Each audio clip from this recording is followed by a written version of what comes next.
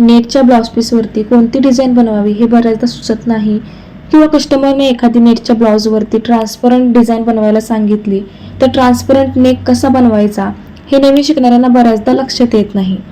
आज आपण नेटच्या ब्लाउज पीसवरती ट्रान्सपरंट नेक कसा बनवायचा हे बघणार आहोत, त्यामुळे व्हिडिओ कुठेही स्किप न करता अगदी शेवटपर्यंत बघत राहा. बॅक पार्टचं कटिंग करून घेतलेलं आहे. तुम्हाला मापे दाखवते. ब्लाऊजची उंची 13 इंच प्लस 1 इंच शिलाई मार्जिन घेतलेलं आहे. शोल्डरचं माप 5 इंच, त्याचबरोबर मुंडा खोली 6 इंच घेतलेली आहे. 38 साईज आहे, त्यामुळे 38चा चौथा भाग 9.5 इंच प्लस 1.5 इंच शिलाई मार्जिन घेतलेलं आहे. आता शोल्डर पट्टीचं माप 3 इंच घेऊन मागील गळ्याची उंची इथे मी 9.5 इंच टाकलेली आहे.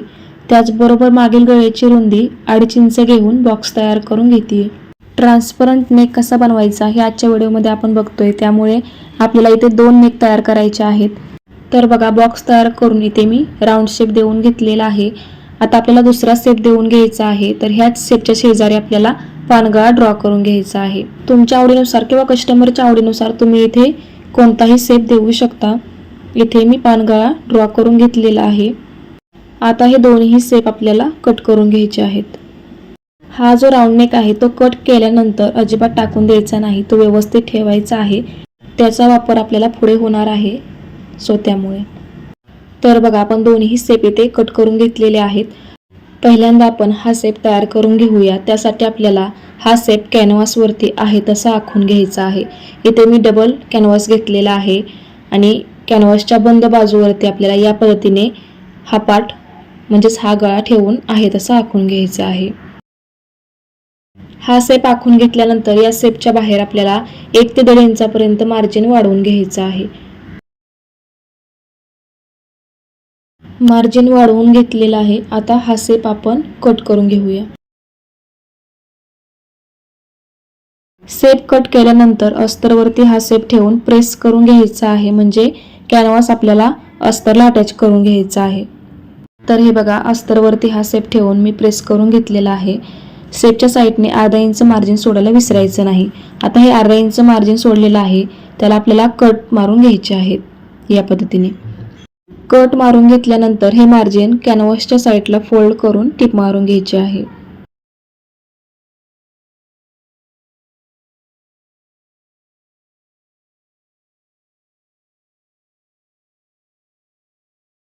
आता आतल्या साईडचं जे एक्स्ट्रा अस्तर आहे तर ते कट करून घेऊया. आपला कॅनव्हास सगळा तयार आहे. जो मेन अस्तर आहे तर तो घेऊन आपल्याला त्या अस्तरवरती आपण जो कॅनव्हास लावून गळा तयार केलेला आहे तो ठेवून आपल्याला शेपच्या कडेने 5 इंचावरती टिप मारून घ्यायची आहे.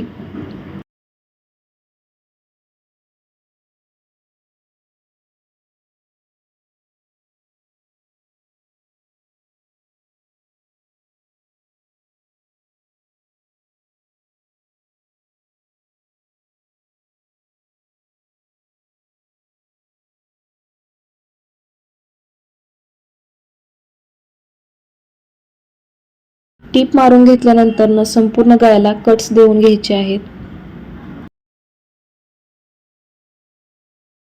संपूर्ण गळ्याला कट्स देऊन घेतलेले आहेत. आता कॅनव्हास आतल्या साईडला करून वरून टिप मारून घेऊया.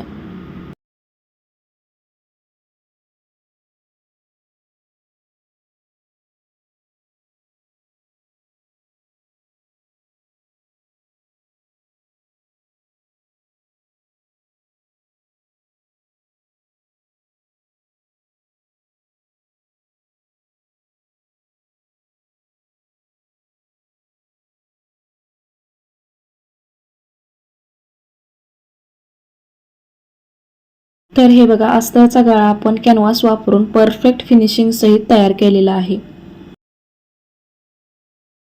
जो मेन नेटचा ब्लाउज पीस आहे तर तो इथे मी घेतलेला आहे. नेटची सरळ बाजू वरती करून या पद्धतीने अस्तरवरती ठेवून घ्यायचा आहे. टीप मारताना ब्लाउज पीस हलू नये यासाठी सगळीकडे अशा पिना लावून घ्यायच्या आहेत.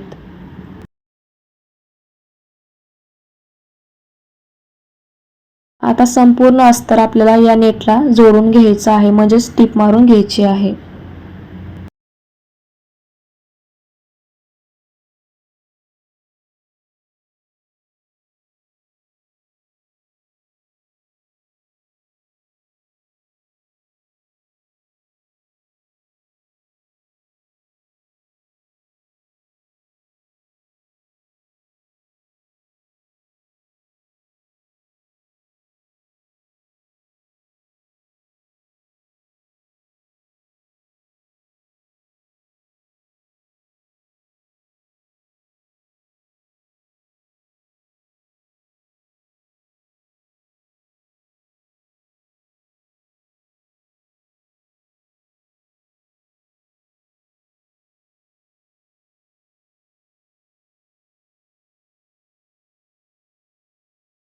तर हे बघा अस्तर अटॅच करून घेतलेलं आहे. आता एक्स्ट्रा जे कापड आहे तर ते कट करून घेऊया.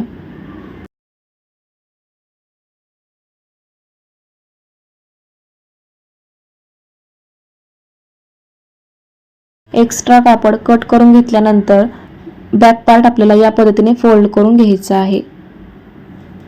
आतला जो आपण अस्तरचा गळा तयार केलेला आहे तर तो एकावरती एक आला पाहिजे या पद्धतीने फोल्ड करून पिना लावून घ्यायचे आहेत. आता सुरुवातीला जो आपण राऊंड शेप कट केला होता तर तो इथे आपल्याला घ्यायचा आहे आणि व्यवस्थित ठेवून आहे तसं शेपचं मार्किंग करून घ्यायचं आहे.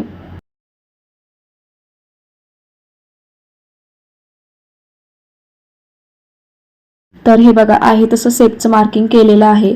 आता हा शेप आपण कट करून घेऊया.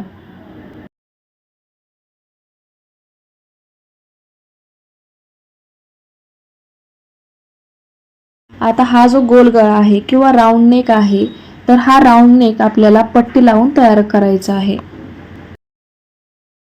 तर हे बघा इथे मी तिरकस कपड्यामध्ये 1.5 इंचाची अस्तरची पट्टी कट करून घेतलेली आहे. पट्टी फोल्ड करून 1/2 इंचावरती टिप मारून घेऊया.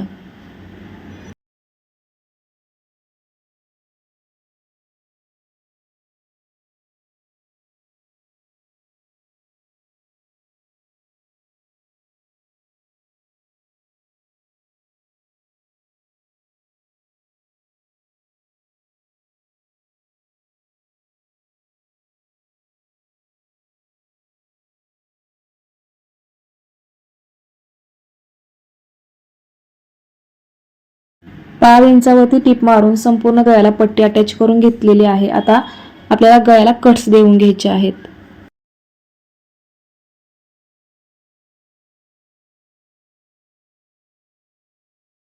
संपूर्ण गळ्याला कट्स देऊन घेतलेत. आता पट्टी ओपन करून पट्टीवरती दाबटीप देऊन घेऊया.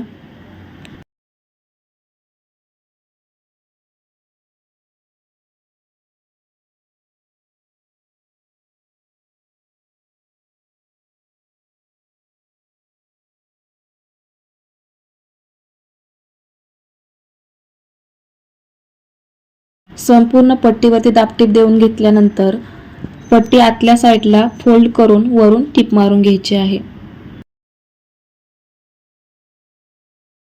पट्टी कट करताना एकाच मापाची पट्टी कट करायची आहे. ट्रान्सपरंट नेक असल्यामुळे पट्टीची फिनिशिंग व्यवस्थित दिसणं सुद्धा तितकंच गरजेचं आहे.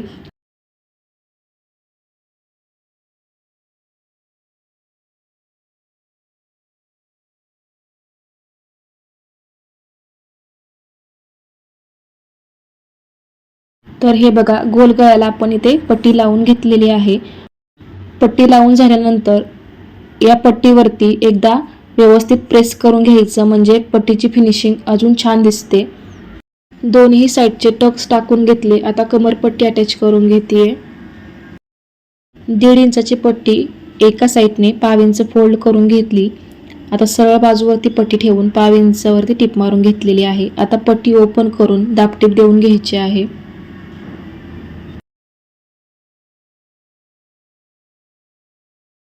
दाबटीप देऊन घेतली. आता पट्टी आतल्या साईडला फोल्ड करून कच्ची टीप देऊन घ्यायची आहे. अशा पद्धतीने सिंपल आणि सोबर असा आपला ट्रान्सपरंट नेक तयार झालेला आहे. तुम्हाला जर आवडत असेल तर तुम्ही गळ्याला लेस सुद्धा लावू शकता. लेसमुळे अजून हा पॅटर्न छान उठून दिसेल. ट्रान्सपरंट नेक कसा बनवायचा हे तुम्हाला अगदी स्टेप बाय स्टेप मी सांगण्याचा प्रयत्न केलेला आहे. आय होप तुम्हाला व्हिडिओ आवडला असेल. व्हिडिओ आवडला असेल तर लाईक करा, शेअर करा आणि हो, आज माझा व्हिडिओ तुम्ही पहिल्यांदाच बघत असाल किंवा नेहमी बघत असाल पण अजून चॅनलला सबस्क्राईब केलं नसेल तर नक्की सबस्क्राईब करून शेजारी जे बेल आयकन आहे ते प्रेस करा. पुन्हा भेटूया असेच एका नवीन इन्फॉर्मेटिव्ह व्हिडिओ सोबत. तोपर्यंत बाय.